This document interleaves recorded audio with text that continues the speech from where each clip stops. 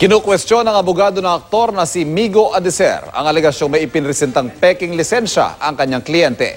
Yan ang pahayag ni Attorney Maggie Abraham Garduque matapos sampahan si Adeser kanina ng reklamong paglabag sa Article 172 ng Revised Penal Code of falsification by private individuals and use of falsified documents.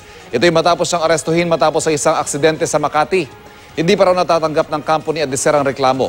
Oras raw na makuha nila ito. Pag-aaralan nila ang kanilang susunod na legal na hakbang. Pero base raw sa pakipag-usap na kanya abogado sa aktor, sinabi nitong wala siyang ipinresentang lisensya nang arestuhin siya ng Makati Police dahil nakumpiska ng kanyang lisensya sa unang traffic violation nito sa Bonifacio Global City.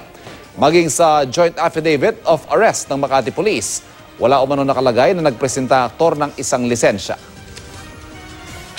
We are somewhat surprised dun sa allegation na may napresentang license yung client ko. And in fact, it was very clear to us, even at the first instance that I went to Makati Police, na walang naprepresentang license si Migo.